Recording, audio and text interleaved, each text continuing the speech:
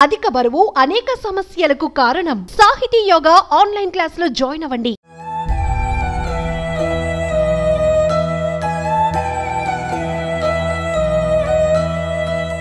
ఆ యువకుడికి ఆ అమ్మాయి అంటే ఎంతో ఇష్టం.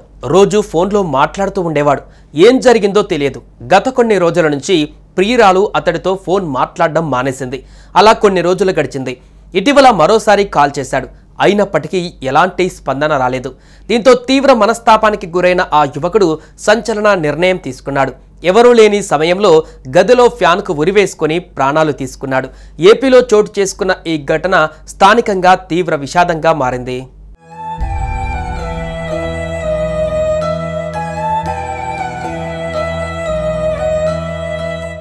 అనంతపురం జిల్లా వజ్రకరూరు మండలం వెంకటపల్లి తాండకు చెందిన జైపాల్ నాయక్ అనే 19 ఏళ్ల యువకుడు ఎలక్ట్రీషియన్గా పనిచేస్తున్నాడు. అయితే ఇతడు గత కొంతకాలంగా రాజంపేట మన్నూరులో ఉంటూ మోటార్లకు మరమ్మతులు చేసుకుంటూ జీవనం సాగిస్తున్నాడు. ఈ క్రమంలోనే ఇతడికి వజ్రకరూరుకు మండలానికి చెందిన ఓ యువతితో పరిచయం ఏర్పడింది. ఆ పరిచయం కాస్త రాను రాను ప్రేమగా మారింది. దీంతో ఇద్దరు ప్రేమలో మునిగిపోయారు. అయితే ఏం జరిగిందో తెలియదు. కొన్ని రోజులుగా ఆ యువతి జైపాల్తో ఫోన్లో మాట్లాడడం మానేసింది. అనేక సార్లు ఫోన్ చేసినా ఆమె వైపు నుంచి ఎలాంటి స్పందన రాలేదు.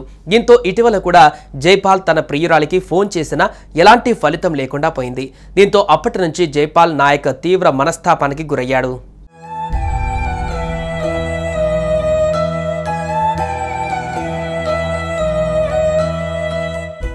ఇకపోతే మన్నూరులో నివాసం ఉంటున్న ఇతడు ఉన్నట్టుండి తాజాగా సంచలన నిర్ణయం తీసుకున్నాడు. ఓ గదిలో ఫ్యాన్కు ఉరివేసుకొని ఆత్మహత్య చేసుకున్నాడు.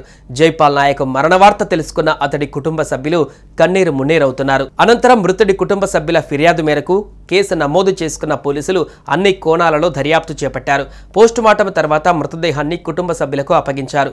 అయితే జైపాల్ ఆత్మహత్యకు ప్రియురాలు ఫోన్ మాట్లాడకపోవడమే కారణమా, లేదంటే మరేదైనా కారణం ఉందా అనే విషయం పోలీసుల దర్యాప్తులో తేలనుంది.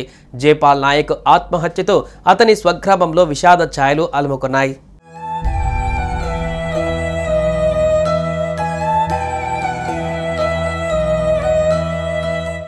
సుమన్ టీవీలో మీ పర్సనల్ అండ్ బిజినెస్ ప్రమోషన్స్ కోసం కింది నెంబర్కి కాంటాక్ట్ చేయండి.